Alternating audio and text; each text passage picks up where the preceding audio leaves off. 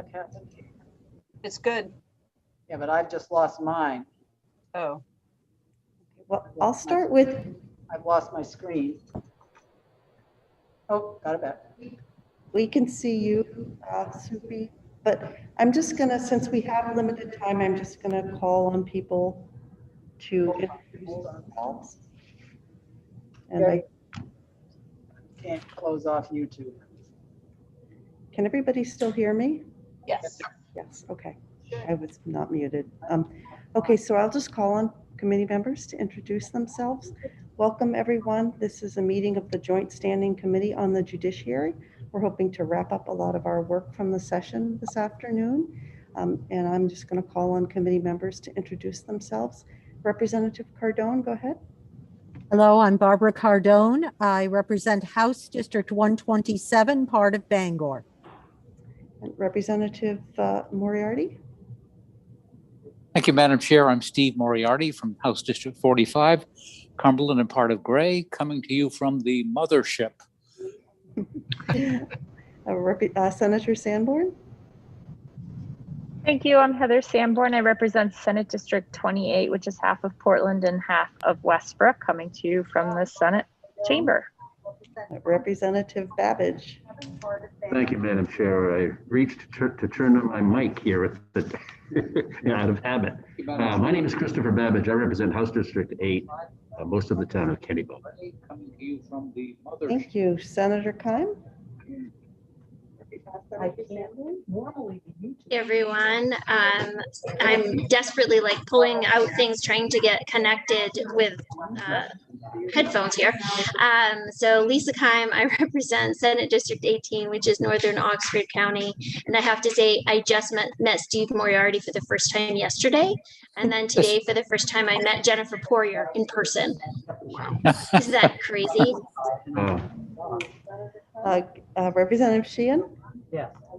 Thanks, Madam Chair, and good afternoon, everyone. My name is Erin Sheehan, and I represent Biddeford House District 12, and I still have not met Senator. So Lisa Keim, I represent Senate District 18, which is Northern Oxford County. And I have to say, I just and the co-chair Harnett. Thank you, Madam Chair. My name is Tom Harnett. I represent House District 83, which is the town of Farmingdale in the city of Gardner, where I reside, and I'm coming to you from the Judiciary Chair's closet. And I'm Senator Ann Carney. I represent Senate District 29. I am Representative Harnett's co-chair. I left him alone in the closet, and I'm in the VLA room next to the mothership. So let's dive into our work today. And there's some audio problems. I don't know if somebody maybe has YouTube Somebody on. has YouTube going and they need to mute. Because there's a delay on that. Right. And I also think if Senator Carney and Representative Babbage are in the same room, one of you has to mute. Yeah. Could you please mute, Chris? I've turned it all the way down. That's perfect. That's Good, that solved the problem. Okay. All right, so let's see. I think the first thing that we're going to take up is the errors bill. And this is a whole binder worth of backup materials that all of us received, as well as the bill. I hope that folks had a chance to go through it at their leisure. I have been through it thoroughly, and I actually only had one question about it, and that's the last item of the supplemental materials. But I wanted to open it up to committee members. I think maybe Peggy, if you could give us a kind of a brief introduction to the errors bill, and then I was thinking that we could just have committee members ask any specific questions they have, rather than going through the entire document. okay. I'll take 30 seconds to talk about the errors bill in general, and then it's Sam's doing the whole binder. Okay. Is Sam. So the errors bill is created by statute and by joint rule. The revisor's office is directed to put together a bill that corrects conflicts, any other technical things that happened in the statutes, spelling, whatever. What they're supposed to give you is just technical, no changes in the effect of the law. anything that's listed as a supplement might be considered a substantive change, or it might mean it just came in late. I think Sam will be able to talk to you about the 2 supplements that are included. And some of it seems very complex, but it's really pretty basic. And so thank you for bearing with us. Next year, we're going to have a whole lot more fun with the errors bill, I promise. I hope it includes party treats and stuff like that. Thank you so much, Peggy. And I want to apologize. I did not introduce our OPLA analysts, Peggy Reinsch and Sam Seneft, and also our amazing clerk, Susan Panette, who are joining us today for this meeting. Sam, do you want to go ahead and speak with us about the errors bill? Sure. I'll just be super fast. So there are 3 sections of the errors bill. Section A are the errors that were in the bill last year. And the committee did review those last year, but just were cut off by the end of session. So it never got across the finish line. Section B are new things for this session that were brought to our attention and or to the revisor's office attention and placed in the errors bill. And the supplements are things that are either substantive, as Peggy said, or late. They came in kind of at the last minute. And you'll note I did send on Saturday afternoon an email that includes some additional information that I got from my fellow analysts. And they are largely things that would resolve the issues that were identified in several of these, or more than several, of these sections that may make them moot because they were taken care of in a bill. The tricky part, of course, of that is that we don't know for most of those ultimately what the outcomes of those bills were. So I think that, Peggy, right, can be kind of difficult to kind of advise the committee how to proceed because we're not entirely sure if something's going to go through or not. But the way we usually err is to not create an additional conflict. So if it looks like the other committee's bill is actually going somewhere, if it's out of committee and had a positive vote on the floor, then we usually just take it out of the errors bill and fix it next year if it doesn't get through. I did include in the email, I included the votes out of committee so you can get an idea whether it looks like something is gonna go through or not. So would it be, I can take questions, and Peggy, on any sections that folks have questions on or that were confusing and you'd like more clarification on, or really anything. Committee members, are there questions for Sam about any of the specific sections of the errors bill? Go ahead, Senator Keim. We are not able to hear you. I don't know why.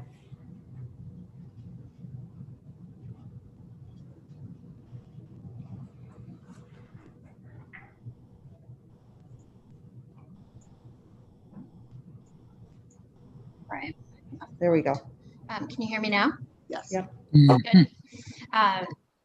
Sam, I'm just wondering if you could tell me which of these changes are substantive or if there are none. And I think you just said it and I wasn't able to catch it at the time. So the only things that look like they could be substantive in nature are the supplements potentially. The other ones, I didn't see anything to me that looked substantive. Most of the things are conflicts, and that's typical. Most of them are just 2 things were passed the same section or that type of thing. Sam, could you talk a little bit on that same vein about the last thing on the supplement that was technical with a question mark? It seemed like a little bit more language was being inserted rather than just like punctuation type stuff. Sure. So that's the grassroots lobbying section, and that starts on page 323 of your binder, because there are that many pages on this. Okay, so this one is a little complicated. So bear with me. So this is related to LD's 1867 from last year and 1868, which were enacted in the second session of the 129th. So chapter 587 amended statute at Title 3, section 3174B to clarify when a lobbyist is required to file reports with the Commission on Governmental Ethics and Election Practices while the legislature is out of session. It clarified that a report is required if there is indirect lobbying, and the term indirect lobbying is used to describe communications made to members, encouraging those members to communicate with government officials to influence action, but not lobbying yourself. So kind of secondary lobbying. In chapter 599, but not chapter 587, the term indirect lobbying was changed to grassroots lobbying. So this amendment would change the term indirect lobbying to in section 317(4)(b) to grassroots lobbying, so that those terms are parallel, that they mirror each other, so as to avoid confusion. And typically, if we use two different terms in statute, one would assume there's a difference in those terms. So trying to match them up. Also, section 312A 11A talks about an original source, and that is defined so as to include any person that contributes at least $1,000 a year to the employer of a lobbyist for lobbying purposes. And those sources are supposed to be included in the lobbying reports to the commission. And chapters 587 and 599 both replace the term contributes and contributions within the definition of original source with the word pay and payments. So there's no internal conflict. However, in chapter 599, there's a further amendment of the definition of original source, expanding its scope to include lobbyists who pay at least $1,000 a year. And those amendments in the original source definition don't appear in 587. So there is a conflict there because of that change in language. So it would more comprehensively define original source throughout for the sake of consistency. As to whether it's substantive or technical, I think we always want to be really careful calling something technical if it looks like it could be substantive. I think this one is a little questionable, whether it's substantive or technical. I think it's technical when the more I read it, it doesn't inherently change any meaning. I think it is more avoiding confusion or the misunderstanding of terminology in statute than it really truly is a substantive change, because it's not intended to change how the language operates, if that makes sense. Yeah, that's a great explanation, Sam. Thank you. Committee members on this issue, does anybody have questions for Sam about this particular aspect? Go ahead, Tom. Thank you. And this may seem like a silly question, but how do we correct these errors? I mean, what exactly are we doing here? So here it is, the language changes. If you flip the page to 324, it is making the term original source consistent throughout. So getting rid of this this reference to the word indirect to make it consistent in both sections of statute. So that it is using the term grassroots instead of indirect. And then it is also making sure the term original source is, again, consistent throughout. So it's matching them up so that they mirror each other. And when you look at the changes that are made throughout the errors bill, often what is done in the conflict situation, often what is done is the revisor's office looks at the conflict language, and so if something is, if there one bill changed a section of statute and another bill changed the same section, the revisor's office will either combine those changes or they'll say, okay, we're going to create a new section for one of those changes so that where they were both A before, now they're A and B, or else we're going to mush them together and make them one big A.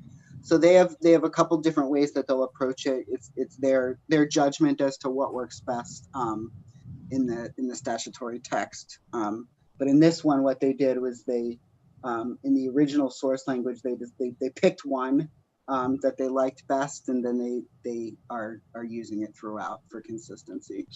So as a follow-up, is this the vehicle that makes that happen? Or Yes.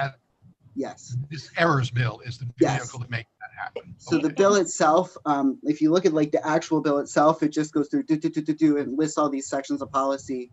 And it's really hard to figure out what they're doing without this context because you have no idea. It just says, we're changing this to this, to this, to this. And without this kind of background, you would have absolutely no idea why the errors bill is doing what is the bill itself here? The bill itself, so I should have included a copy of the whole bill itself. I did send a link to it, and I also, in every single section, I copied the section of the bill and put it into this. I copied the bill itself and then highlighted it. So in this supplemental, you'll see on page 326, I marked up where in the errors bill this is appearing. Oh, sorry, that's actually from the 129th that I did.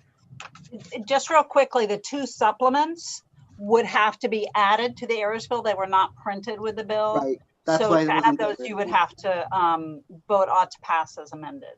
But you can see actually there is the errors bill from last year, which includes, or that's the bill itself. I'm sorry. It's not in these aren't in the errors bill. All the rest of them, I did copy the section of the errors bill that includes it and point it out in that. I think it's 324, page 324 that you're looking for. That's the old, but that's the that's what it would look like in the errors bill. Yes. Although I don't think you need the effective date anymore because they've already both gone into effect. That's moot. Yeah. But if you look at, let me give you an example. Well, let's just go to the first one. If you look at A1, you'll see that on the second page, I put a little brackets around the section of the errors bill, the language itself in the errors bill that makes the change. And I did that for all the rest of them except for the supplementals because they're not there yet. Yeah, and committee members, I did just want to let everybody know that I did over the weekend go through that process and carefully matched them all up. And Sam, you did a really wonderful job providing the backup information. I see that Representative Babbage has a question, and go ahead, Representative. Thank you. Thank you, Madam Chair. Thank you very much for all this work done by our good analysts. And thank you, Madam Chair, for the work that you put in to do for today. My question is just about procedure right now. I mean, I've done this before, but I need a reminder. We will come to a point where we'll have a motion and vote by roll call, but the procedure until then is merely to discuss the items and continue on without objection. Is that my understanding? My suggestion, given the time limits and the fact that we've had some time with the bill, would be if we could focus on specific questions that people had rather than going through the entire bill. Okay. And then if we could follow a process of, it seems to me, Sam, that we need to eliminate some of the portions of the errors bill that we think will be addressed by statutes that by bills that are likely to be enacted. Thank you. Yes. So we would then, if you chose to do that, we would just issue a report out of committee that just said, basically an amendment. We would amend the errors bill and say strike whatever sections you want to strike from the errors bill as the amendment, as the committee amendment. Great. Thank you. So following up on Representative Babbage's question about process, let's take any additional questions about the errors bill and then move on to that process of going through and Sam, if you could recommend to us the sections that you think we should omit in an amendment, and then we can add in the grassroots stuff and the other supplement. Okay, see another hand up. And Representative Babbage, thanks for the question about the process. Go ahead, Representative Moriarty. Thank you, Madam Chair. I'm not sure if this is the right time to do it, but I noticed an error early on. It's actually the backside or the flip side of the very first page of the binder. The part dealing with legal holidays and the transition from Columbus Day to Indigenous Peoples Day. The list of holidays excludes Thanksgiving. So that has nothing to do with the statutory change, but it's obviously an omission that just struck my eye. And I don't know if this is the time to bring that to someone's attention. So I think that would be a substantive change rather than a technical change. And we can really only include technical changes here. Okay. Could I Thank you for raising it. That's a good bill for next session. Senator Kime? Can you hear me now? Yep. Oh, good. Yay, I got it to work. So a couple of questions. One is we have the summary chart that was in our binder, but I think we need a new summary chart. Is that correct? Because it says that it was updated 6/2. Are we going to be getting a new summary chart? I did send a new chart on Saturday over email, and it's also posted in the material section on the committee site. And that chart that I sent Saturday includes cross references to page numbers. I'll look for that. And then my other question, and you already went over this and I missed it as well. Supplement 3, you said, is substantive changes, and it has to do with vaccine exemptions for employees of licensed healthcare facilities. So I'm sorry, I should have said that at the outset. So Peggy and I looked at supplement 3. That was a supplement from last session, and we spoke with the other analysts for the education committee who worked on the relevant bills last session. The things that seeks to change are moot at this point because of bills that have been enacted since. So it would be. And I think you might have said that and I missed it. Thank you, Sam. No, I didn't. Thank you for bringing it up. Senator Sanborn? I was just gonna assure Representative Moriarty that Thanksgiving is the first holiday listed. They're just not in chronological order. It's there. It's in the beginning of the first sentence. Any day designated for the annual Thanksgiving, which is kind of fun wording. Mm-hmm. No, Senator, you're completely correct. I just went down the chronological list. Okay. All right. Any other questions, committee members, or is everybody ready to move on and talk about the aspects of the errors bill that might become moot because of legislation enacted this session? Everybody ready to get to that point? All right. Sure. Sam, I'm just going to turn it over to you if that's okay with you. Sure. So A1 actually is one of those. So there was a bill in state and local government that would render the section unnecessary, but the bill did receive an ought not to pass majority report out of committee. So the committee may not want to remove that one because of the report out of committee. Also, I forget who asked. Somebody asked if the change would remove the apostrophe on Patriots Day. It does not. The apostrophe remains present in Patriots Day. But that one, the committee may wish to leave that in because, again, of the report out of committee. The next one is A22. And that begins on page 79, your binder. So that would be rendered unnecessary by LD 1376, which came out of IFNW and received a unanimous ought to pass as amended report out of committee. The committee may wish to remove that one because of the report out of committee. Let's, hang on, I Did you just want lost to my decide screen. as we go Yeah, through? let's decide as we go through, because I think that's probably the easiest way for us to keep track of it, given how many other things we're all keeping track of these days. So committee members, do we feel comfortable omitting that item? And I'm sorry, Sam, you said it was A 32 or 22? Thank you so much. Does everybody feel comfortable amending the errors bill to omit A 22? Let's just do a show of actual hands, and then what we'll do is we'll prepare an amendment that's more formal. Is there anybody who wants to retain A 22? Okay, so that's a great straw poll. So Sam, we've got that one down. Okay. The next group is a set, so it's A49 to A51, which appear on page 154 of your binder. That's one of those ones that there's several under one explanation section. So LD 385, which was an ENR bill, would render each of those changes unnecessary, and that bill received a split vote out of committee. Ought to pass as amended being the majority report, ought not to pass being the minority report.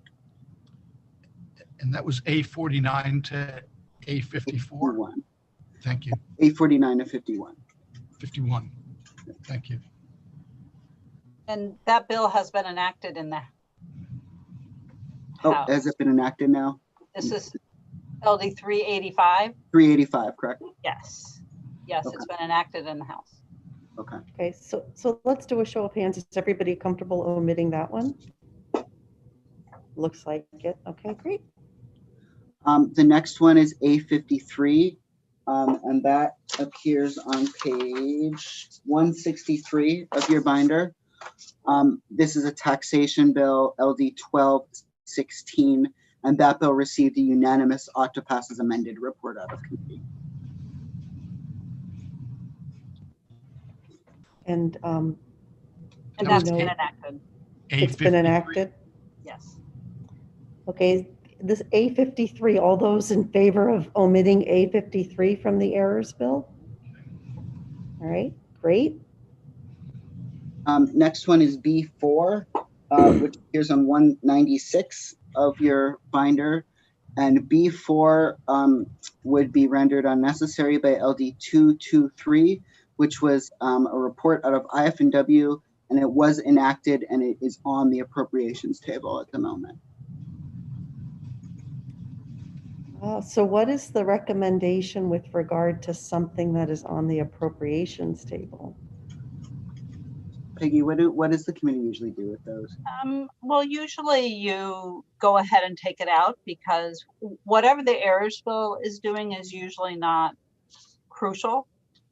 It's technical, it's great, so people understand what the laws are, but you don't want to create another problem.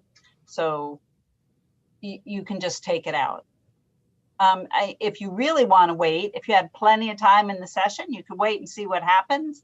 And then you could do a floor amendment to strip it out of the errors bill. But I have a feeling that's not how you want to deal with this. Yeah, so, and we can fix it in the errors bill next year if it's not, okay.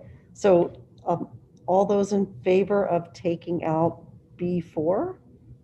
Show of hands. All right. The next one is B6, and that appears on page 206 of your binder. B6 would be rendered unnecessary by LD 1363, which was out of VLA. When I checked a few days ago, this hadn't been reported out yet, but it is an anticipated and ought to pass as amended majority report, with the minority being ought not to pass.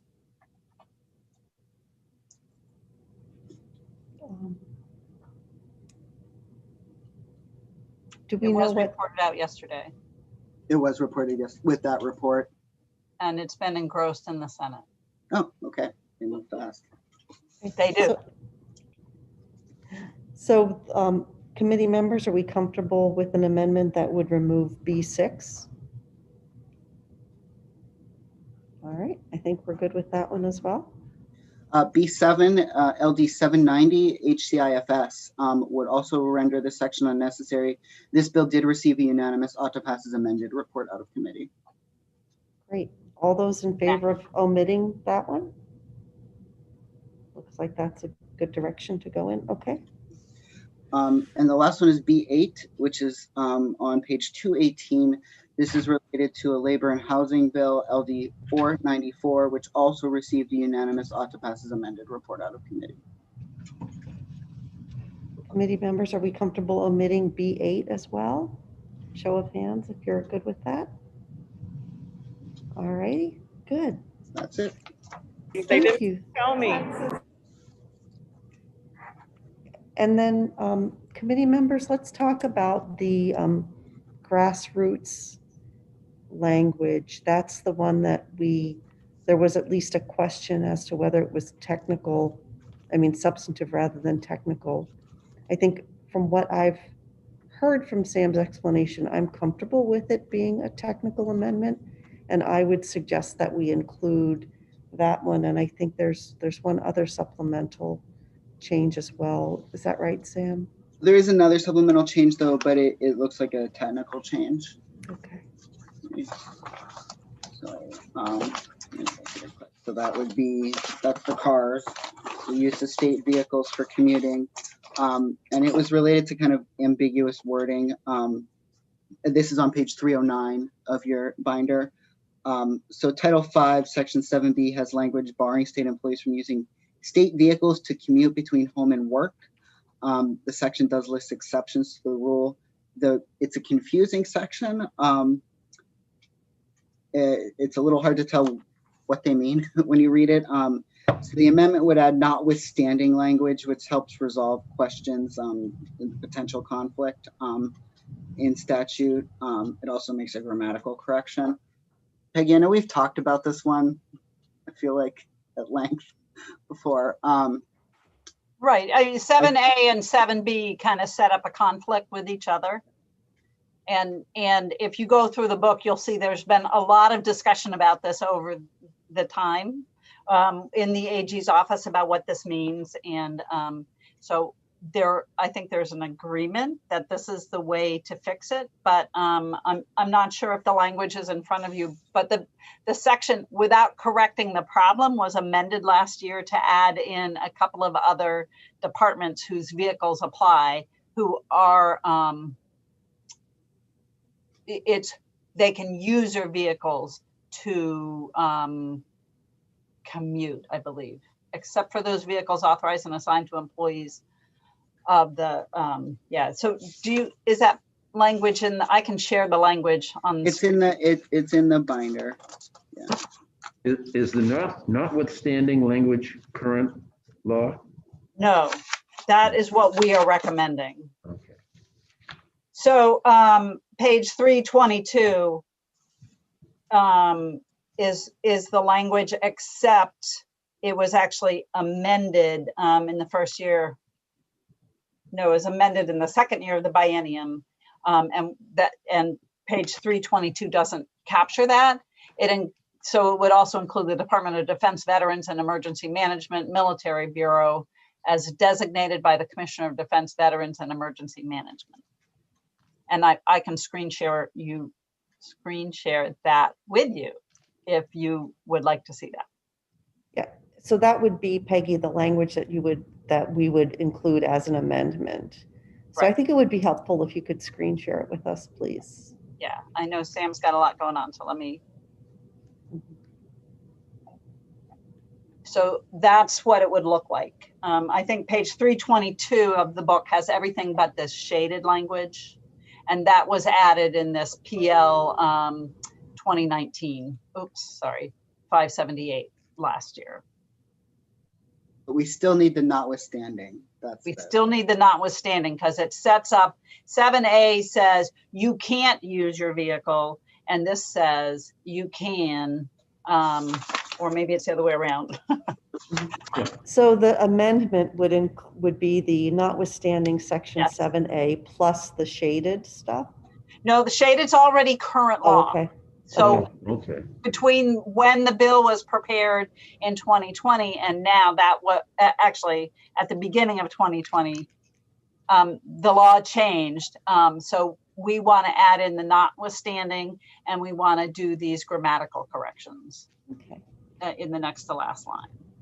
So committee members, if you are comfortable with this amendment, adding this amendment to the errors bill, can you just do a show of hands, please? I'm going to stop sharing. Okay. Thank you, Peggy. Looks like we are good with that. And then should we just have, Peggy, could you also please share the second supplement about the grassroots as well, just so that we can all verify that we're comfortable with adding that as an amendment? Yeah, give me a second. Do I still have that sitting there?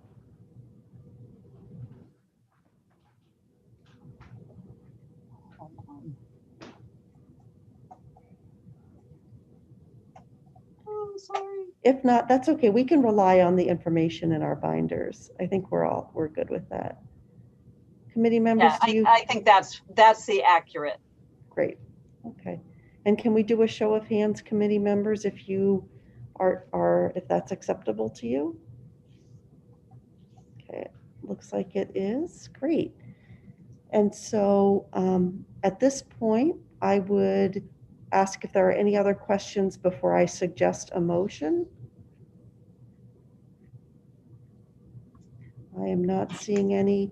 Go ahead, Representative Harnett. I was waiting to make a motion, but Go ahead. okay, can we do them all in one fell swoop, which is to strike certain things and add certain things? So I hope I get this right. I would move ought to pass as amended with the removal of A22, A49 through A51, A53, B4, B6, B7, and B8, and add the amended language in supplements 1 and 2. Thank you, Representative Harnett. Is there a second? Seconded by Representative Babbage. Committee, is there any discussion of the errors bill? The motion ought to pass as amended. Is the Just committee? a big thanks to Sam. That's a lot of work. And Peggy. Oh, Sam did it all this year. Yeah, let's vote on the motion, and then perhaps we can give Sam a virtual round of applause. The highest honor we can bestow these days. Supi, I think we're ready for the vote. Thank you, Madam Chair. Senator, let me mute Steve a minute. Thank you. Senator Carney. Yes. Senator Carney votes yes. Senator Sanborn. Yes. Senator Sanborn votes yes. Senator Kime. Yes. Senator Kime votes yes. Representative Harnett. Yes. Representative Harnett votes yes. Representative Babbage. Yes. Representative Babbage votes yes. Representative McCright. Yes. Representative McCright votes yes. Representative Cardone. yes, Representative Cardone votes yes. Representative Galgay-Reckett. Representative Moriarty. Yes. Representative Moriarty votes yes. Representative Sheehan. Yes. Representative Sheehan votes yes. Representative Hagan. Representative Poirier. Representative Evangelos. Yes. Representative Evangelos votes yes. Representative Newell. I'll recall the absentees. Representative Galgay-Reckett. Representative Galgay-Reckett is absent. Representative Hagan. Representative Hagan is absent. Representative Poirier. Representative Poirier is absent. Representative Newell. Representative Newell is absent. Madam Chair, I have 10 members voting in the affirmative, 0 in the negative, and 4 members are absent. Thank you very much, Ms. Panett. And with that, the ought to pass as amended motion carries. And so let's give Sam a virtual round of applause. Thank you so much. And I'll get that amendment done very quickly. Yeah. Thank you. That was a tremendous amount of work, and you made it really easy for us. Appreciate that a lot. Okay, committee. So that closes the work session on LD, and I don't even have the LD number 1730, I think it is. All right. And then we'll open the work session on our next bill, LD 398. This is a bill that we had intended to ought not to pass. It is Representative Cardone's bill regarding indigent legal services. It's a concept draft that would have given us a lot of flexibility in the second session to address additional issues with regard to indigent legal services. But we also have statutory authority to offer legislation in response to a report that we receive every January from the commission. And so we don't need a concept draft, and we were limited in the number of carryovers we have. And so we thought the wise approach here would be, with all due respect to the bill sponsor and the importance of the issues, to vote ought not to pass on it. Would you like to be heard, Representative Cardone? I move ought not to pass. Thank you. Is there a second? Second? Seconded by Representative Moriarty. And Ms. Panett, I think we're ready for the vote when you are. Thank you, Madam Chair. Senator Carney. Yes. Senator Carney votes yes. Senator Sanborn. Senator Keim. Yes. I'm sorry. Senator Keim. Can you hear me? Yes. Senator Keim votes yes. Representative Harnett. Yes. Representative Harnett votes yes. Representative Babbage. Yes. Representative Babbage votes yes. Representative McCright. Yes. Representative McCright votes yes. Representative Cardone. Yes. Representative Cardone votes yes. Representative Galgay-Reckett. Representative Moriarty. Yes. Representative Moriarty votes yes. Representative Sheehan.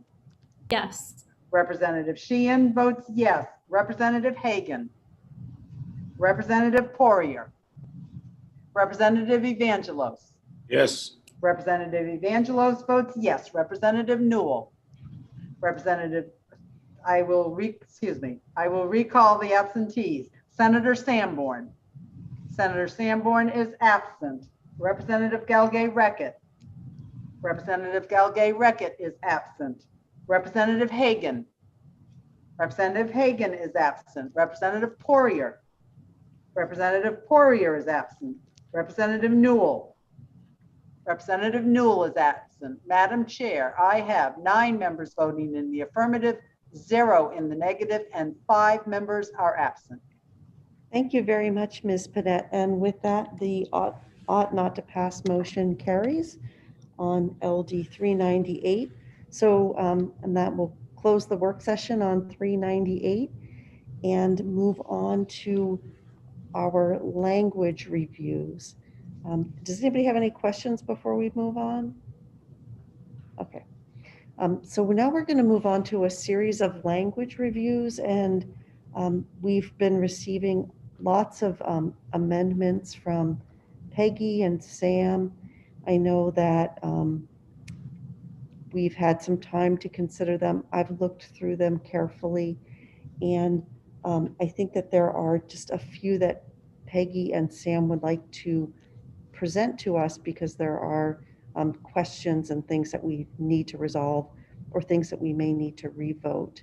And so we'll just dive right into that. House members, can you just remind me what time you need to wrap up this afternoon? In theory, the House is starting at 4:30. And I'll need to get down to caucus at least for 10 minutes to talk, or by 4:15 or 4:20 to talk about a Okay. divided report. All right, so we've got a good half hour to work through some of these and hopefully make some good progress. So Peggy, do you or Sam want to just start on the list? Right. I think I have the first few, so I'll start going, and I'm going to actually move fairly fast. Slow me down if you want me to. But the first one, I think we do need a reconsideration and a revote if you want to go forward with this. So LD 448, and I can share this if you want. This is about witness interviews, recording and preserving witness interviews by law enforcement. Originally, the bill was ought to pass, ought not to pass, and there was a concern about the wording of the bill would have made it, it would look like every law enforcement agency might have to record every witness interview, which was never the intention. So Senator Keim initiated a discussion with the Criminal Justice Academy, and we worked with Senator Keim and Representative Harnett, and came up with this language that I think Representative Harnett had emailed everybody that Major Scott from the state police had okayed this language. Chris Parr has. Department of Public Safety oversees Criminal Justice Academy. So this language seems to work for everybody. I don't want to put words in Senator Keim's mouth, but I think she was okay with this language as well, which basically says when the Criminal Justice Academy is putting together their model policy, they have to take into account all the different factors that go into interviewing witnesses, which might mean the law enforcement agency doesn't have the ability to record, or it might be an inappropriate situation for a witness to be interviewed, or a witness may refuse to be interviewed if they know they're going to be recorded. So taking into account all those different things, that's what the policy is supposed to do. Law enforcement agencies next year, the year after the Criminal Justice Academy adopts a model policy, are expected to adopt a policy. So hopefully this addresses all those concerns. It's the flexibility of the law enforcement agencies in the different circumstances, including their recording abilities. Thank you, Peggy. Senator Keim and Representative Harnett, did you want to weigh in on your feelings about whether this is the right, whether you're satisfied with the resolution? Senator Keim, go ahead.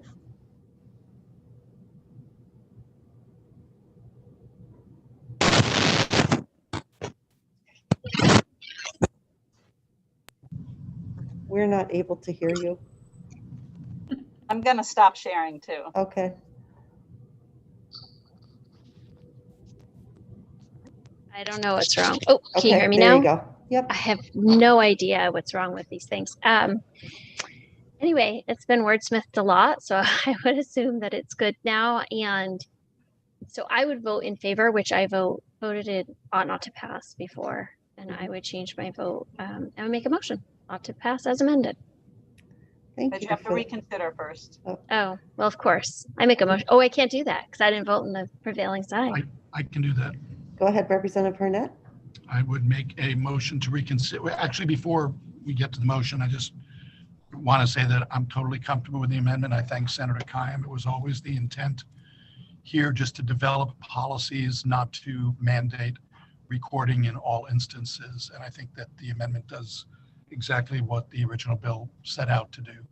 So with that, I would make a motion to reconsider the committee's vote on LD 448.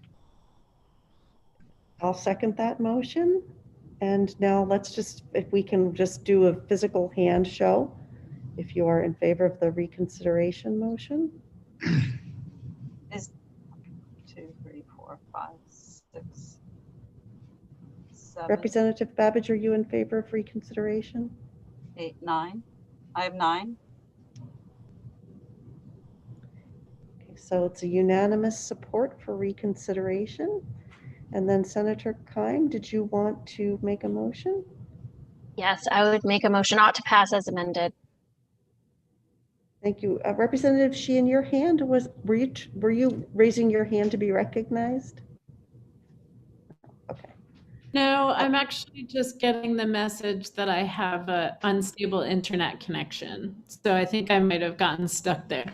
Yeah, you looked a little frozen. Okay, so Senator Keim has made an ought to pass as amended motion. Is there a second? Seconded by Representative Harnett.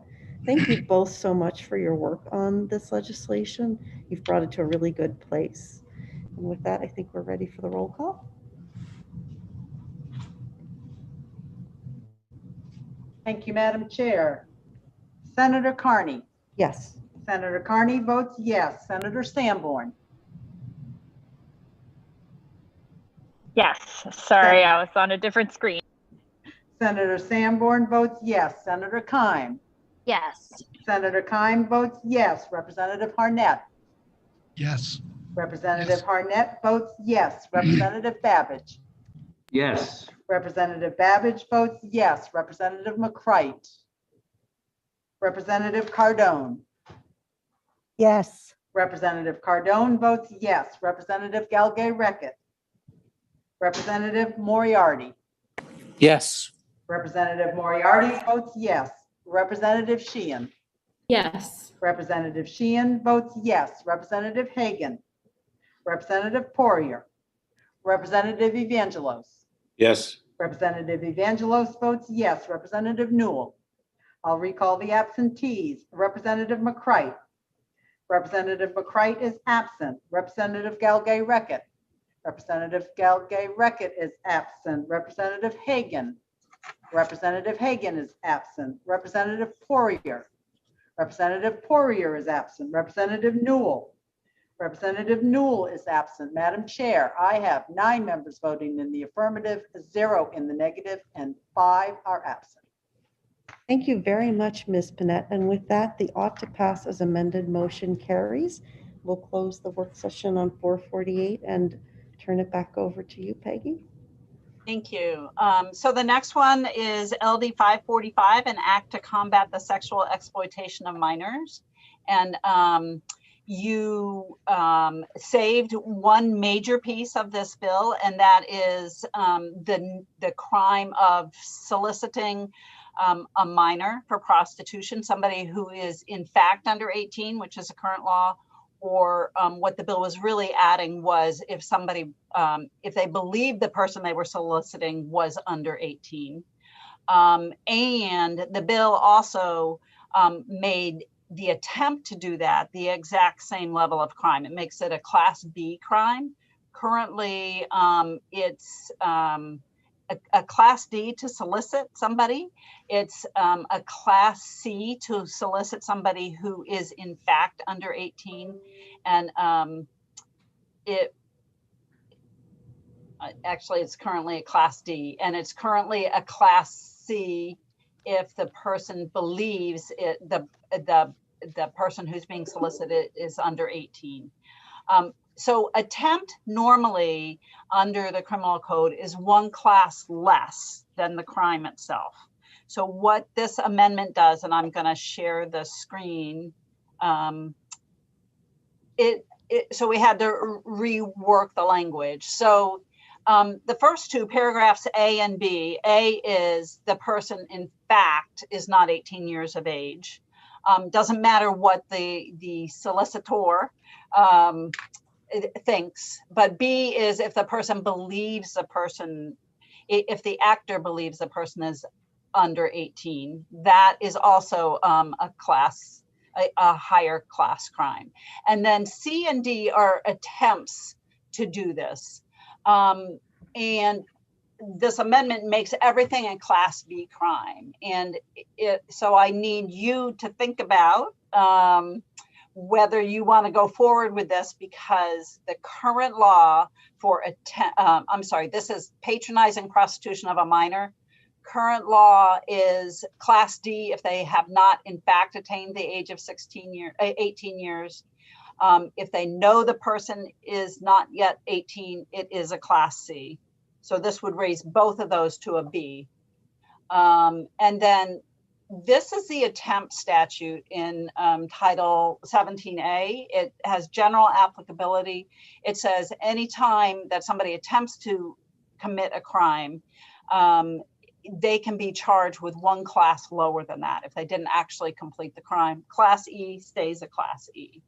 So what I need to hear from you is if you want to go forward with this as is, if you want to keep attempt at the Class B level, then we should really go into paragraph C and D and say, notwithstanding section 152, because that's the overarching theory of the criminal code is attempt is one class lower. You need to say, no, we really mean this to be different than that general rule. And that's assuming you still want to make these Class B crimes. There is a bill pending in the Criminal Justice Committee. Majority ought to pass as amended, which makes these Class C crimes. So you would be setting up a conflict. If that bill goes forward. I don't know if that bill will go forward. It's 1592. It's Representative Reckitt's bill. Go ahead, actually, Representative Moriarty, before I call on you, I just wanted to mention that Peggy and I did a review of this with the Criminal Justice Committee, and they did raise the concern that this deviates from that normal process of having the attempt be one class lower. And so my suggestion would be, and I've asked Peggy about this from a drafting perspective, is that if we simply omitted C and D, paragraph C and D, it would essentially function using that same normal framework that other crimes are subject to. I don't know if I'm explaining that clearly, but so that's a suggestion that I would like the committee to consider. Representative Moriarty, go ahead. Madam Chair, you've anticipated exactly what I was going to say. I think that for the sake of consistency in the application of the criminal code and the structuring of crimes and attempts, that we omit the language you just suggested and stick with the customary framework. Are you prepared to make a motion to that effect? I would so move, yes. And is there a second? So I think you need to reconsider. Do we need to reconsider? Oh, we do need to reconsider. Okay. We're all jumping over an important section. Just because that is a significant change from what you voted on before. Yeah, absolutely. Gotcha. Thank you for the reminder. Okay, Representative Moriarty, I would move to, yes, I would move to reconsider. And I'm going to stop sharing. okay. And then it looks like Representative Babbage seconded the reconsideration. And so let's just do a show of hands on reconsidering. 1, 2, 3, 4, 5, 6. I have 1, 2, 3, 4, 5, 6, 7, 8, 9. I have 9, right? Yep. Okay. And back to you, Representative Moriarty. Okay, from memory, I will move ought to pass as amended, the amendment being the deletion of the attempt at the same level of crime as the crime itself, and that we adhere to the one class lower principle that underlies the criminal code. Thank you, Representative. Is there a second on that motion? Hitting C and D. Second, yes, seconded by Representative Babbage, and it's simply omitting C and D. Okay, is there any discussion? Is the committee ready for the vote? It appears we are. Thank you, Ms. Panett. Thank you very much, Madam Chair. Senator Carney. Yes. Senator Carney votes yes. Senator Sanborn. Yes. Senator Sanborn votes yes. Senator Keim. I voted in favor. I'm like desperately looking for this bill, and this was a unanimous ought to pass before, right? No. I believe it might have been. I'm not sure. I know that Representative Babbage voted against it, but I don't think he was in the meeting. Okay, so I voted in favor of this before, right? Because I'm pretty sure, yeah. Okay, so I vote yes. Thank you. Senator Keim votes yes. Representative Harnett. Yes. Representative Harnett votes yes. Representative Babbage. I may have signed this already, but yes. Representative Babbage votes yes. Representative McCright. Representative Cardone. Yes. Representative Cardone votes yes. Representative Galgay-Reckett. Representative Moriarty. Yes. Representative Moriarty votes yes. Representative Sheehan. Yes. Representative Sheehan votes yes. Representative Hagan. Representative Poirier. Representative Evangelos. Yes. Representative Evangelos votes yes. Representative Newell. I'll recall the absentees. Representative McCright. Representative McCright is absent. Representative Galgay-Reckett. Representative Galgay-Reckett is absent. Representative Hagan. Representative Hagan is absent. Representative Poirier. Representative Poirier is absent. Representative Newell. Representative Newell is absent. Madam Chair, I have 9 members voting in the affirmative, 0 in the negative, and 5 members are absent. Thank you very much, Ms. Panett. And so the ought to pass as amended motion passes 9-0 with 5 absences. And we'll close the work session on 5:45 and turn it back over to you, Peggy. Great, thanks. So the next one is LD 560, which is the baby boxes. And if you remember, we had original appropriation section. This was a unanimous report. We had an appropriation section that was requiring about, I think, $63,000 for the technical advice to the Department of Health and Human Services to develop the rules to make sure that these were actually safe, designed safely and installed safely. You asked for that to be rethought, and Representative Corey did speak with the Office of Fiscal and Program Review, which spoke with the department, and they dropped it down to $14,000, which is what they estimate it would cost to hire an engineer to help them figure all this out and make sure that they were designed and the installation specifications would then go into the rules. So that's a different appropriation. I'm not sure if you're okay with this. I'm not sure that you actually need to revote. Just okaying it is fine. Thank you, Peggy. Committee members, any questions for Peggy? Not seeing any, so we don't have to revote this. So can people simply, by show of hands, indicate whether this is good with you, the reduced fiscal note? That's good. Great, it looks like that's fine. Thank you so much, Peggy. Okay, so the next one is LD 748. This is a minority report. This is this bill and LD 915 are removing coverage under the main care program for abortions not covered by Medicaid.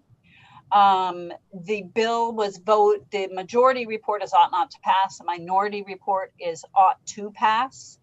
But it actually needs an appropriation to show that there is money that would be saved. So I just want to make sure that the people on the minority ought to pass report have an opportunity to add that. And I'm not sure if I'm not sure the process of doing this. Technically, you should probably reconsider and re-vote it. If the people on the minority report are, and you do this in a public meeting, that the ought to pass really should be an ought to pass as amended. I see Representative Poirier is here, and she is on, she's one of the members on the minority report. So I think that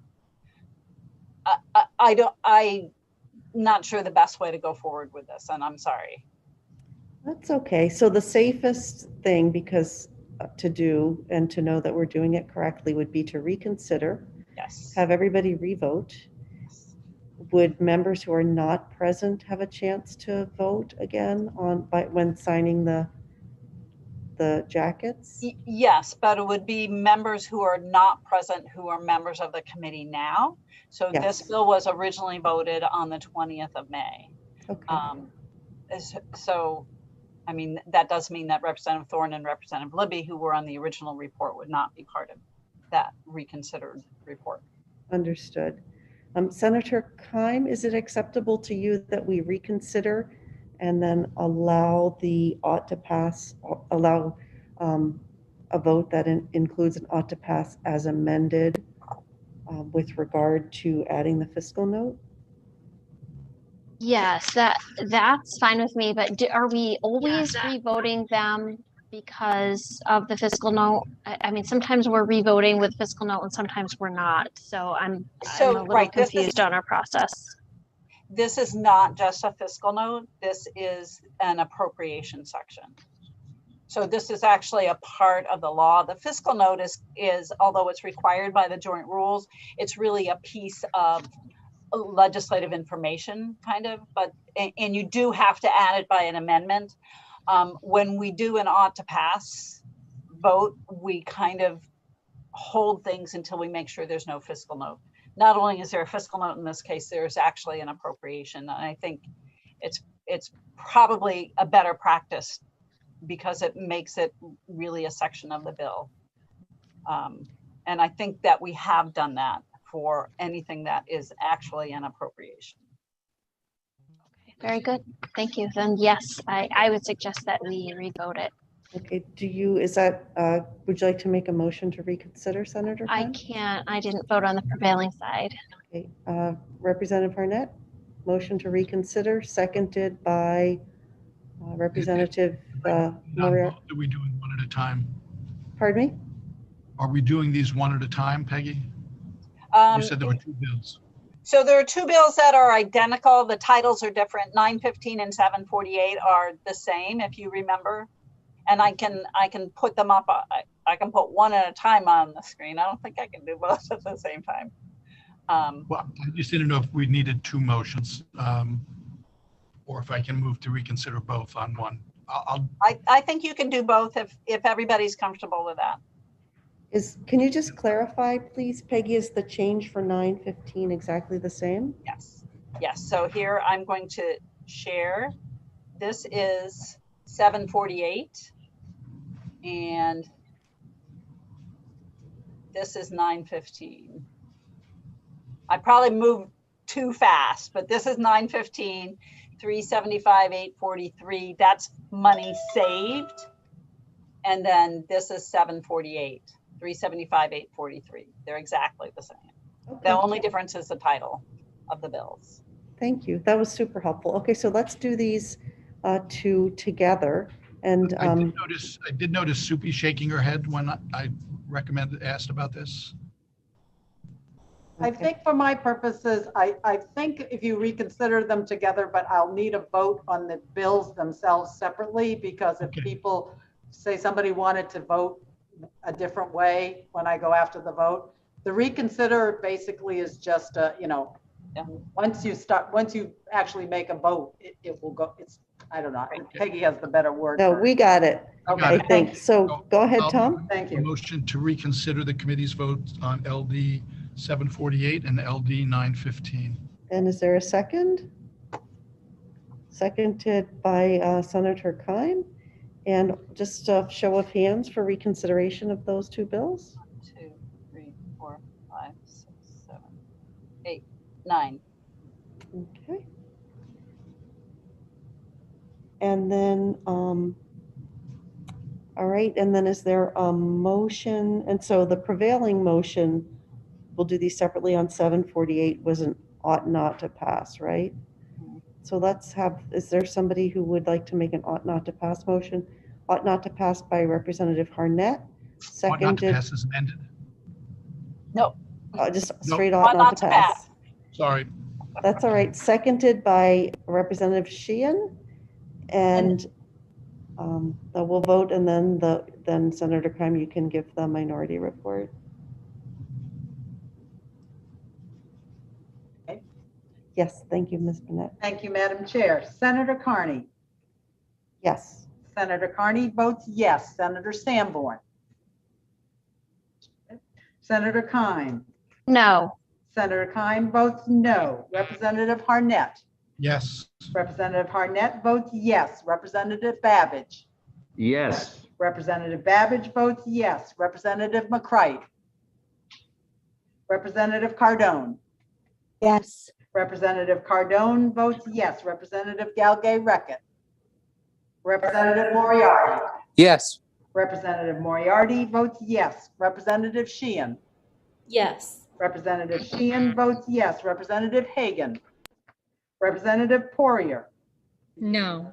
Representative Poirier votes no. Representative Evangelos. Yes. Representative Evangelos votes yes. Representative Newell. I'll recall the absentees. Senator Sanborn. Senator Sanborn is absent. Representative McCright. Representative McCright is absent. Representative Galgay-Reckett. Representative Galgay-Reckett is absent. Representative Hagan. Representative Hagan is absent. Representative Newell. Representative Newell is absent. Madam Chair, I have 7 members voting in the affirmative, 2 members voting in the negative, and 5 members are absent. Thank you very much. And Senator Kime, can you please give us your report? Yes, it would be ought to pass as amended. Thank you very much. And so the committee's report is 7 ought not to pass, 2 ought to pass as amended, and 5 absences. And with that, we'll close the work session on 7:48 and pick up the work session on 9:15. Go ahead, Representative Harnett. I would move ought not to pass. And is seconded by Representative Sheehan. Any discussion? No, I think, Ms. Panett, that we're ready for the vote when you are. Thank you, Madam Chair. Senator Carney. Yes. Senator Carney votes yes. Senator Sanborn. Senator Kime. No. Senator Kime votes no. Representative Harnett. Yes. Representative Harnett votes yes. Representative Babbage. Yes. Representative Babbage votes yes. Representative McCright. Representative Cardone. Yes. Representative Cardone votes yes. Representative Galgay-Reckett. Representative Moriarty. Yes. Representative Moriarty votes yes. Representative Sheehan. Yes. Representative Sheehan votes yes. Representative Hagan. Representative Poirier. No. Representative Poirier votes no. Representative Evangelos. Yes. Representative Evangelos votes yes. Representative Newell. I'll recall the absentees. Senator Sanborn. Senator Sanborn is absent. Representative McCright. Representative McCright is absent. Representative Galgay-Reckett. Representative Galgay-Reckett is absent. Representative Hagan. Representative Hagan is absent. Representative Newell. Representative Newell is absent. Madam Chair, I have 8 members, no, excuse me. 7 members voting in the affirmative, 2 in the negative, and 5 members are absent. Thank you very much, Senator Kime. Could you tell us your report, please? Ought to pass as amended. Thank you very much. And so the committee's report on LD 915 is 7 ought not to pass, 2 ought to pass as amended, and 5 absences. With that, we close the work session on 9:15. And Peggy, I'll turn it over to you again. All right, great. Now we're going to look at LD 813. This was Senator Diamond's bill, and I'm going to share the screen and explain to you the situation. So I don't think this was a unanimous report. I think the majority was ought to pass. And this is what the bill looked like.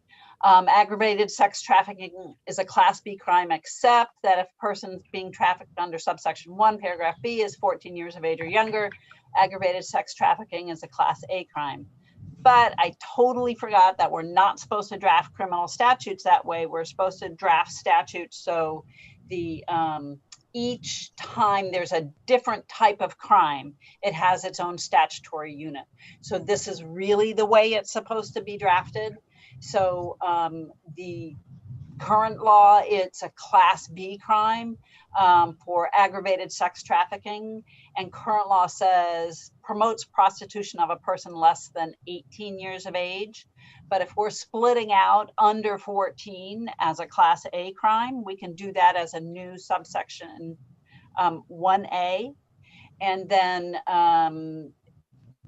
adjust paragraph B in section 1 to make it 15, 16, or 17 years of age. So under 18, but more than 14. Subsection 3 was the subsection of the statute that said it's a class B crime. And so we don't need that anymore because we've said these versions in subsection 1 are class B. The version in new subsection 1A is a class A. So I think you definitely need to revote because this was an ought to pass report. And if you want to go forward with this, it should really be an ought to pass as amended report. My complete oversight in not directing you otherwise at the time of the work session. I apologize. No need to apologize. I think this is a great path forward. Pretty clear what we need to do. Committee members, are there any questions for Peggy? Is there Make a motion to reconsider. Thank you very much, Senator Keim. And is there a second on the reconsideration motion? Representative Babbage, will you second that motion? I will second it. I do need discussion, however. Okay. So we've have a motion and a second. Do you need to discuss reconsideration or the underlying motion? No, the motion. Okay. So on the motion to reconsideration by Senator Keim, seconded by Representative Babbage, show of hands for those who are in favor of reconsideration. 1, 2, 3, 4, 5, 6. Was it everybody? Representative Harnett and Representative Evangelos both did. Okay. Okay. All right. Great. Okay. And Peggy, now. Yeah. May I? Yeah. Thank you, Madam Chair. Yes. Peggy, where did I vote on this report? We're against it. What was the report? The report was ought to pass. And I must admit, I don't know who. I'm not sure you were here this day. So. I think you might have voted against it, Representative Babbage. That's my recollection as well. Nice. I don't know if this is what I discussed, but I've had 18-year-old students that could, I'm not saying, promoting prostitution and the definition of it here is a concern to me. And 30 years is a long time. But I've had 18-year-old students that could be manipulated so easily. A crime is a crime, but so if I did vote against it before, then I will continue to do so. But I wanted to make sure this is the same bill. I did not have you recorded as present at the time of the vote in committee. So Soupy has her hand up. Has it. Would you like me to update you on what happened on, we're on 813, correct? Yes. Okay. Okay. It was a divided report. The majority of 13 were ought to pass, and the minority, one member ought not to pass. Okay. Thank you. And you voted by email, Representative Babbage. Okay, thank you very much. This is Senator Diamonds or Representative Andrew? Yeah, okay. I know that we are in a rush, but I would like just a very brief corner caucus, please. Actually, no, I don't think we need a corner caucus. All right, is any other discussion, committee members? I'm not seeing any. I think we're ready for the vote, Ms. Panett. I apologize. I did not get the motion. Oh, I don't know that we had a motion, actually. That's really embarrassing. I am so sorry, everybody. Would anybody like to make a motion? Go ahead, Representative Poirier. A motion ought to pass. As amended. As amended. Okay, great. And is there a second? Seconded by Representative Keim? Or Senator. Oh, excuse me, Senator Keim. Boy, I am really It's out a of long it. day. It's the mask. Yeah, oxygen deprivation. Okay, any discussion on the ought to pass as amended motion? Go ahead, Representative Moriarty. Thank you, Madam Chair. Just a reminder that although a Class A crime carries a maximum penalty of imprisonment, it is not required of a judge to impose the maximum. Any amount of time up to the maximum can be imposed depending upon the facts and circumstances of a particular case. So we are treating the crime, the motion treats the crime as very serious, as indeed it is, but it doesn't necessarily trigger the maximum penalty. I appreciate that comment, Representative. And also, the class of crime does not impose a minimum No. a level of incarceration either, right? No, in fact, I think in different legislation, we've done away with mandatory minimums, or at least recommended that. You're looking at them, yes. We're looking at it, okay. All right, committee members, any additional questions? Actually, Peggy, I had a question for you. Is there a mandatory minimum for a Class A crime? No, there is not. Okay. There's there might be a Class A crime that has a mandatory minimum, but there isn't a general mandatory minimum. Thank you very much. Okay, committee members, are we ready to vote? It appears that we are. Thank you very much, Ms. Panett. Thank you, Madam Chair. Senator Carney.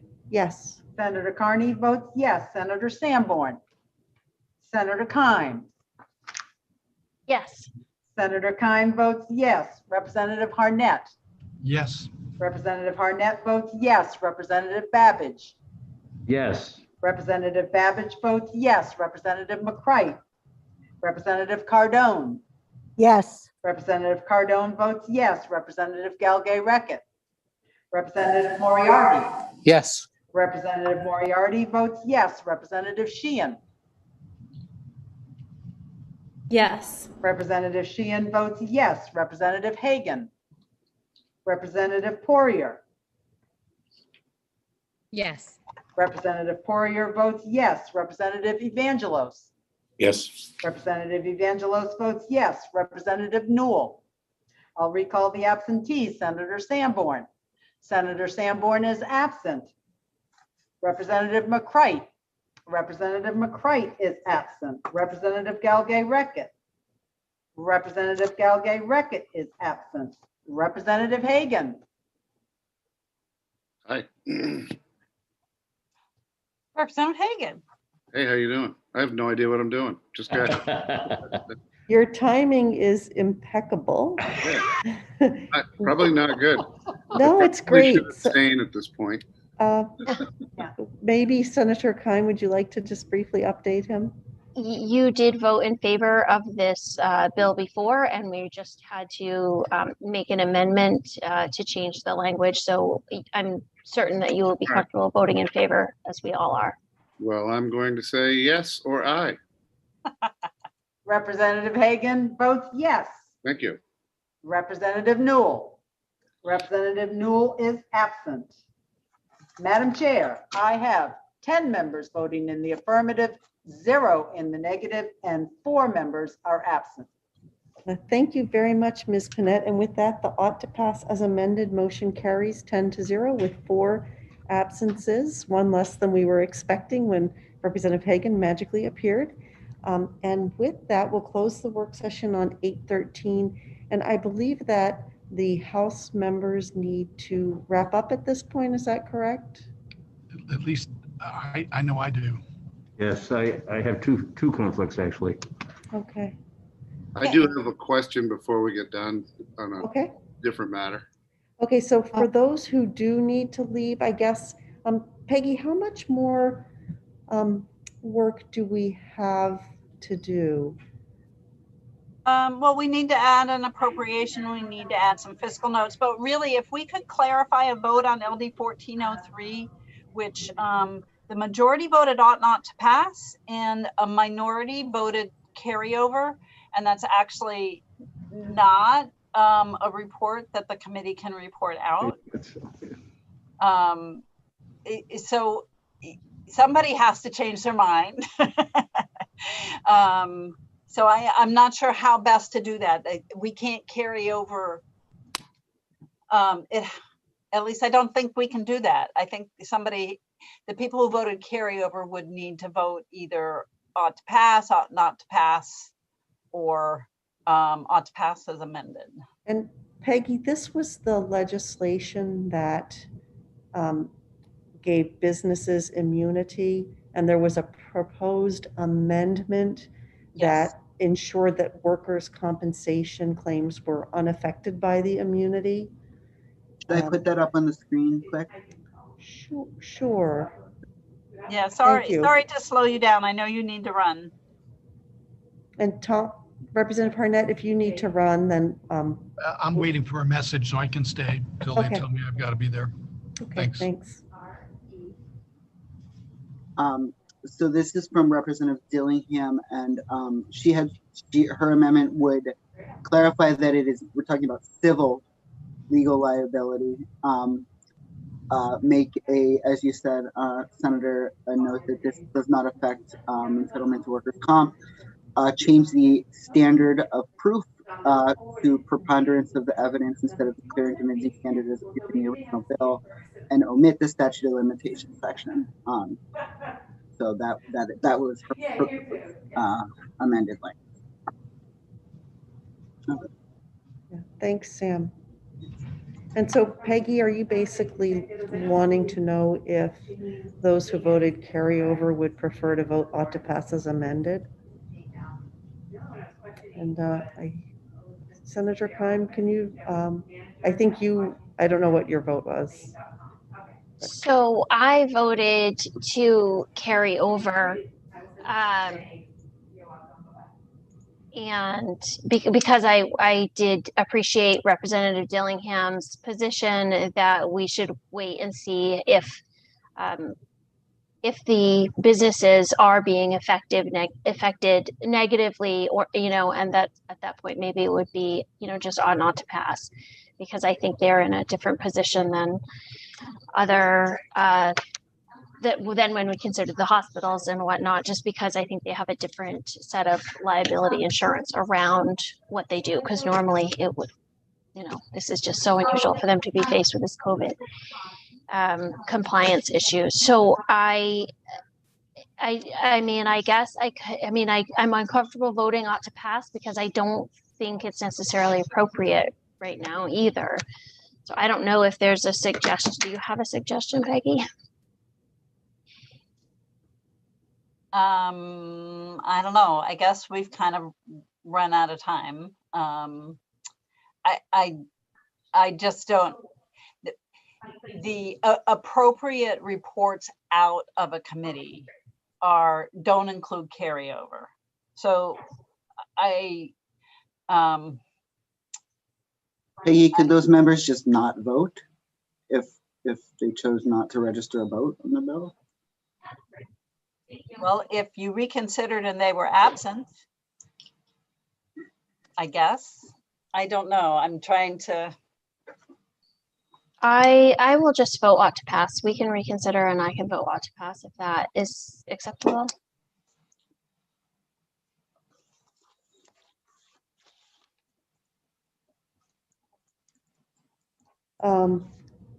So we would, and do we need to reconsider in order for those votes to be changed from carryover to ought to pass? No, probably not. Maybe what you're just asking is the clarification of the minority report. Yes, does that make sense? If everyone's happy with that, then.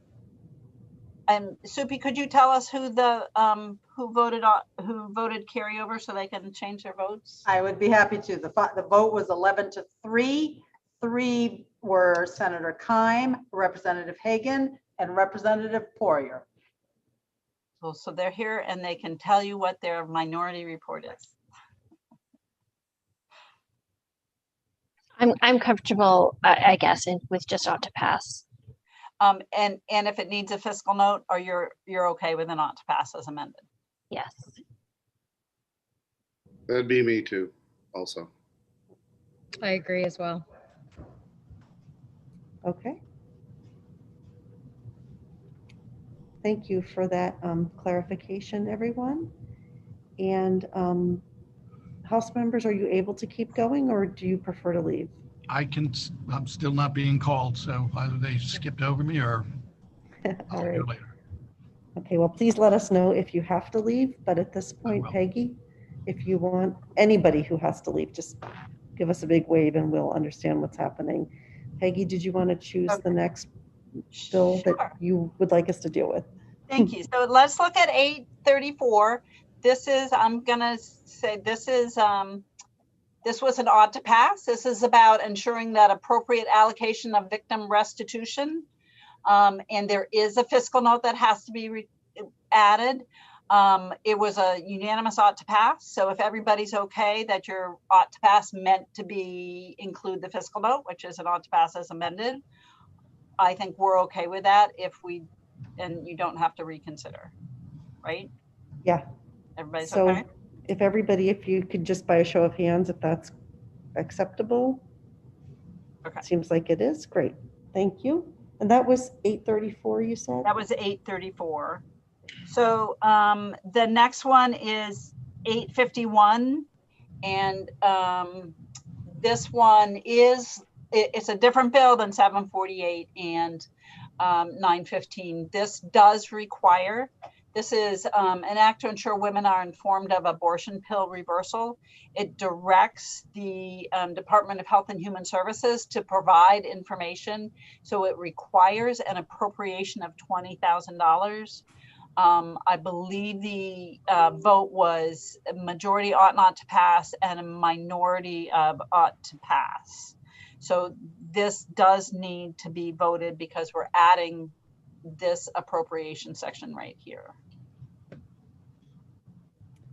Okay, so let's do that then.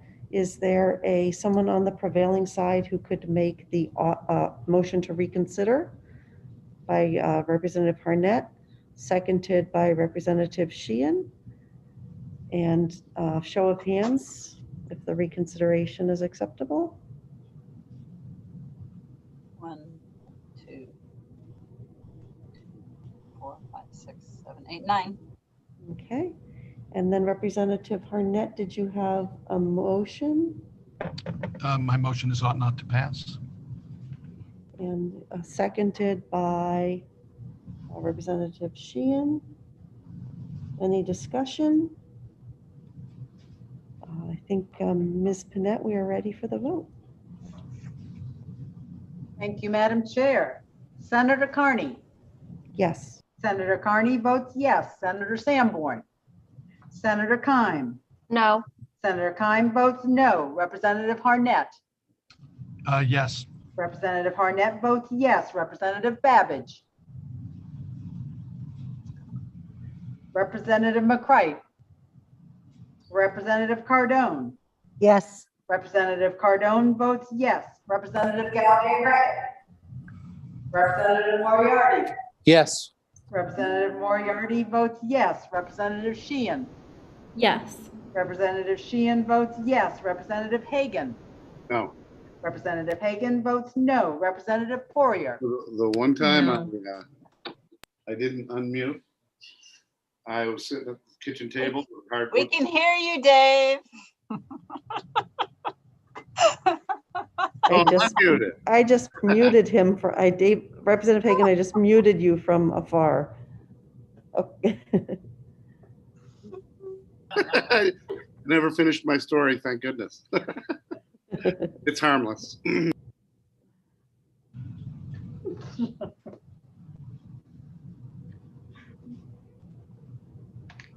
Representative Poirier. No. Representative Poirier votes no. Representative Evangelos. Yes. Representative Evangelos votes yes. Representative Newell. I'll recall the absentees. Senator Sanborn. Senator Sanborn is absent. Representative Babbage. Representative Babbage is absent. Representative McCright. Representative McCright is absent. Representative Galgay-Reckitt. Representative Galgay-Reckitt is absent. Representative Newell. Representative Newell is absent. Madam Chair, I have 6 members voting in the affirmative, 3 in the negative, and 5 members are absent. Thank you. And is Senator Keim, Representative Poirier and Hagan, is your report ought to pass as amended? Yes. Great, thank you. Okay, and so we'll close the work session on 8:51 and take up the next priority.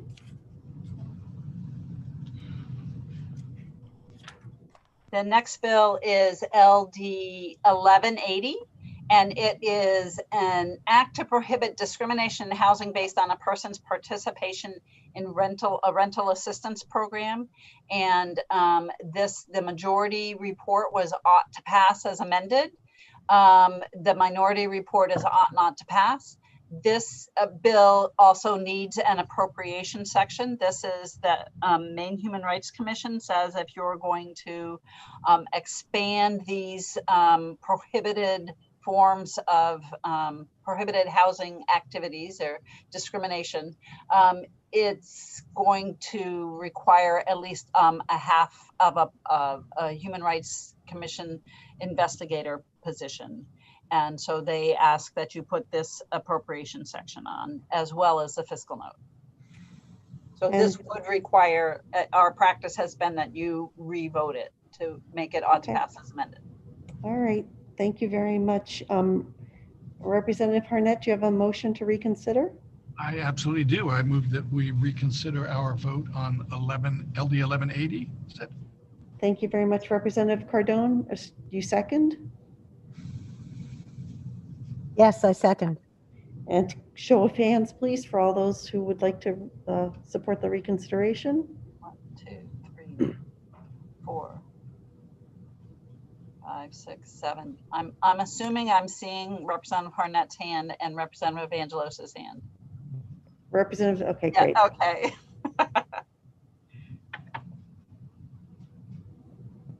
And then we need ought to pass as amended motion. Representative Harnett. I move ought to pass as amended on LD 1180. Representative Cardone. Second. And is the committee ready for the vote? Appears that we are. Okay, thank you, Madam Chair. Yes. Thank you. Senator Carney? Yes. Senator Carney votes yes. Senator Sanborn? Senator Keim? No. Senator Keim votes no. Representative Harnett? Yes. Representative Harnett votes yes. Representative Babbage? Representative McCright? Representative Cardone? Yes. Representative Cardone votes yes. Representative Galvay-Reckett? Representative Moriarty? Yes. Representative Moriarty votes yes. Representative Sheehan? Yes. Representative Sheehan votes yes. Representative Hagan? No, and what was the number on this one again? 1180. Thank you. Representative Hagan votes no. Representative Poirier? No. Representative Poirier votes no. Representative Evangelos? Yes. Representative Evangelos votes yes. Representative Newell? I'll recall the absentees. Senator Sanborn? Senator Sanborn is absent. Representative Babbage? Representative Babbage is absent. Representative McCright? Representative McCright is absent. Representative Galgay-Reckett? Representative Galgay-Reckett is absent. Representative Newell? Representative Newell is absent. Madam Chair, I have 6 members in the affirmative, 3 in the negative, and 5 members are absent. Thank you very much. Senator Keim, could you please let us know your report? Is it ought not to pass? Ought not to pass. Okay, thank you. And so there are 6 ought to pass as amended, 3 ought not to pass, and 5 absences. With that, we'll close the work session on 1180. And it's back to you, Peggy. Okay, great. Thank you. LD 1326 is an act to provide funding for Maine Civil Legal Services Fund. This bill was a majority, come on, share the screen. was a majority ought to pass, minority ought not to pass. It had the appropriation in the bill, but we need to add a fiscal note. If you're okay saying the ought to pass was intended to include a fiscal note, and everyone's okay with that, I think you don't need to revote. Committee members, is that okay with everyone? It's fine with Yeah. me. Awesome. Okay. You've got lots of thumbs up on that one, Peggy. Right, good. Sam, do you want to talk about 1416 real quick? Just the language review? Yep, sure. I'll put it up on the screen quickly. I'll be fast.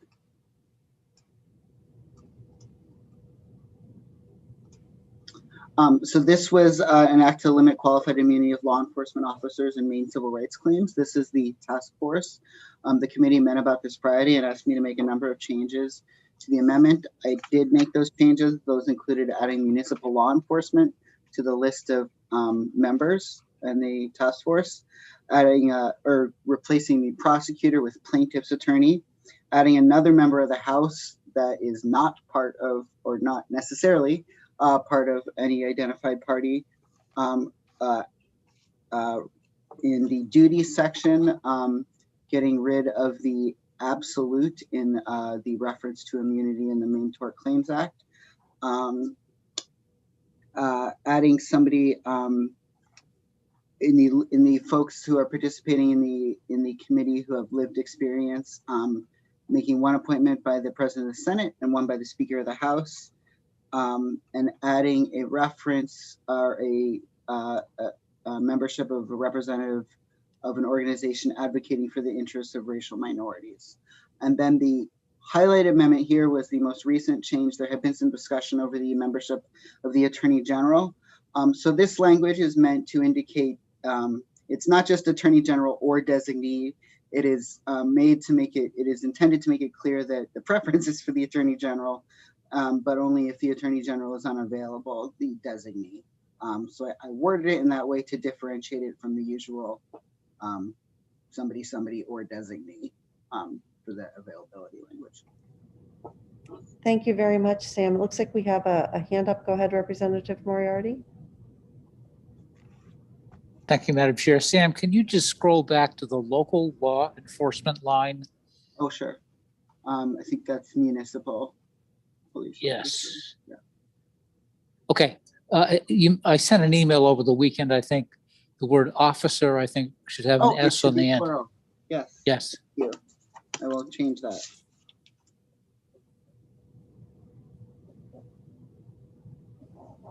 Okay, that's all I had. Thank you.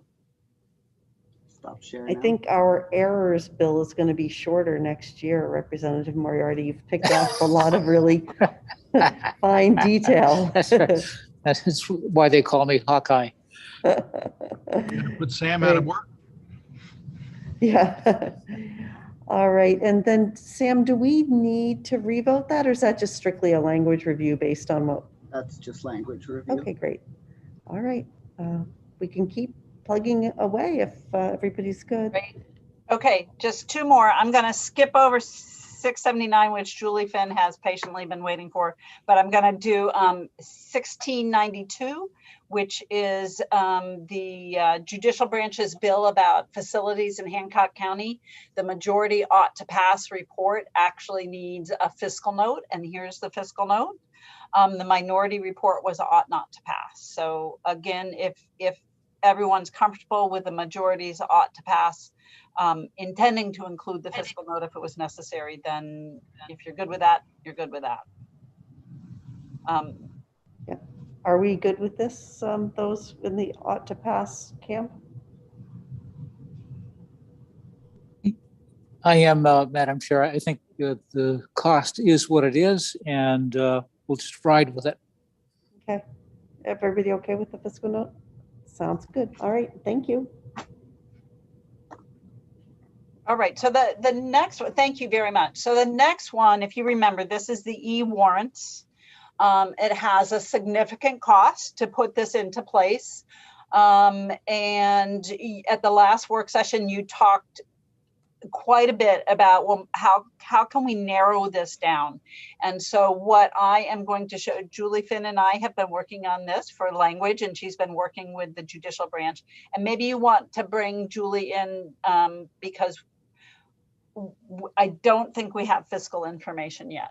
But here's what we thought would work for you. So the bill said everything is going to be an electronic warrant once these rules go into effect. Once the system's established and the rules go into effect, it's going to be electronic warrants, which means anybody who's capable of issuing a search warrant or an arrest warrant would have to have the equipment and be authorized to do this, which meant all the justices of the peace who currently have that authority would have to have that equipment, and if they didn't already have it, then the state would pay for it.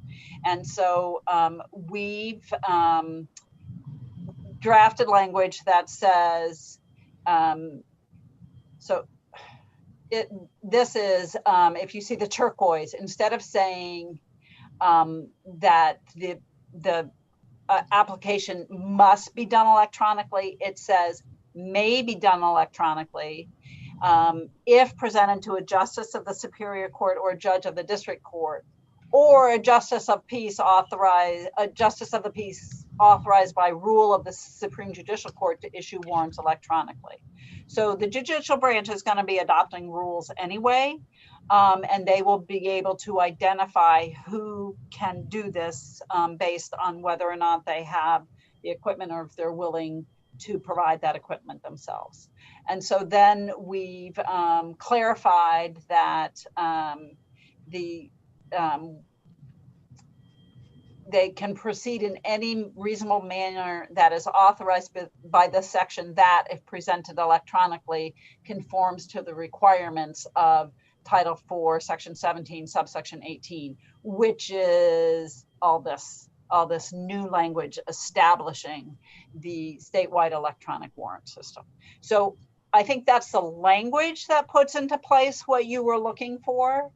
And then if I know that the judicial branch was scrambling to put together costs and working also with OFPR to put those costs together. If you don't have any questions about the language, I'm happy to stop sharing. Yeah, I think that, let's see, Representative Moriarty, do you have a question for when the screen sharing is still up? I suppose yes, I'll ask it now. Peggy, basically what we're doing here is walking before we run and not taking this in one giant leap. Is that fair to say? Well, I think the intention is for the judges to be able to do this electronically from day one, once the system's set, right? And then anybody else who's authorized to, and they would be authorized to if they had the appropriate equipment. Yeah, but in terms of what we're requiring by statute, it's a transition as opposed to a single leap from manual to electronic. Isn't that? Right. You're right, because the bill said once the system's ready, we're going all electronic. Yeah, and we're backing away from that and saying, once we've got an electronic system, you can use that, but you don't have to. I'm fine in taking it step by step. Thank you, Representative Moriarty. Representative Cardone? Just a procedural question. I'm sitting in the chamber and the bell is ringing. Yes. No, I can continue to work from here as well as vote if I don't need to verbalize anything. Do you need to take any more verbal votes? This bill is currently an ought to pass. So you're going to have to vote ought to pass as amended in order to make these changes and also incorporate whatever appropriation is going to be necessary. But I'm not sure that you're at that point because I don't know that we have the appropriation. I will have to, if we're going to vote, I will have to step out of the chamber in order to do that. I just want to let people know. So Senator Kine, go ahead. And Julie Finn is here. Do you want me to stop sharing? Are you? Yeah, you can stop sharing. Trying to just move this along, I would make a motion to reconsider. Motion to reconsider. Is there a second? Seconded by Representative Moriarty. All those in favor of reconsidering?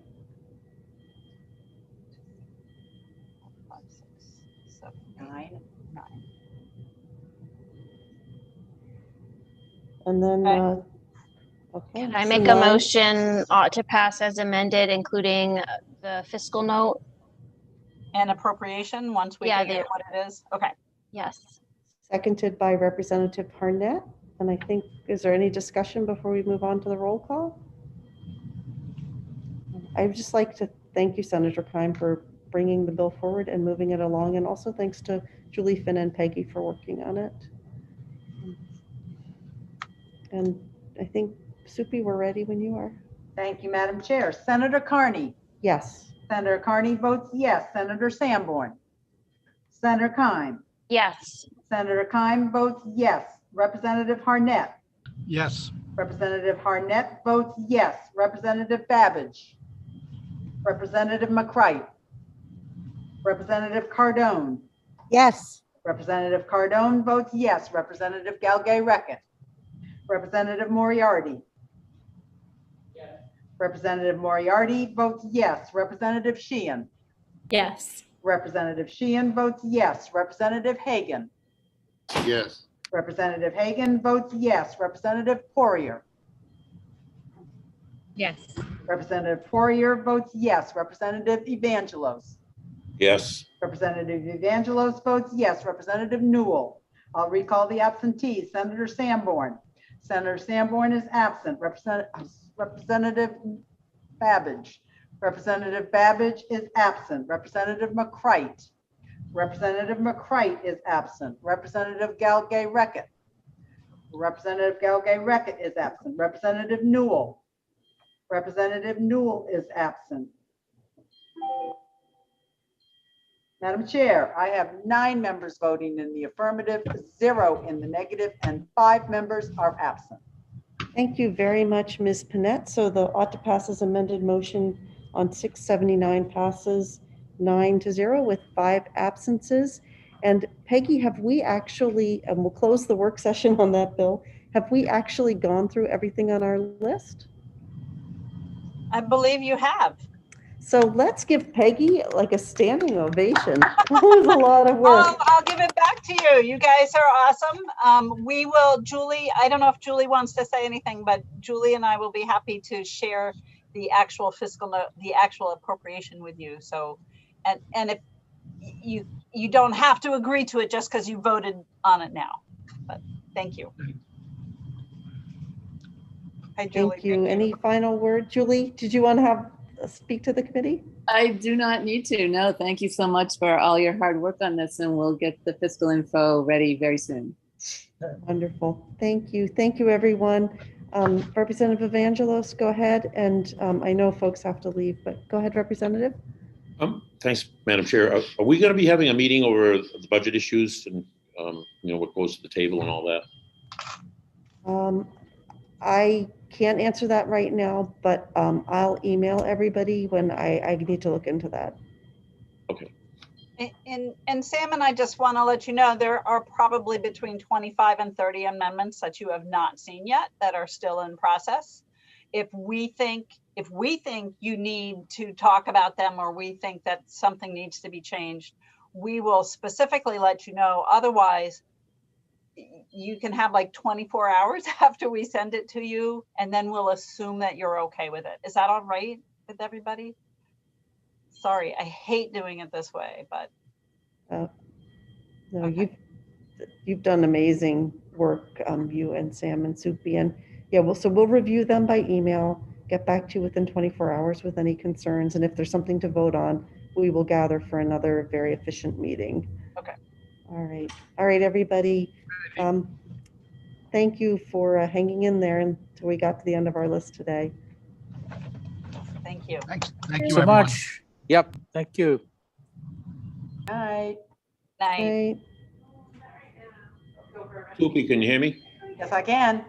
Cassidy just announced that Tuka's playing tonight. That makes my heart feel good. You All know, right. I'm a Tuca girl. Yeah, 2-0. We'll be losing. He'll put the kid No, we will not. in. All right. Bye. I was going to name my child Tuca. So, All right. see you, Jeff. Thank you, committee, for getting me home on time. Thanks. See ya. Bye.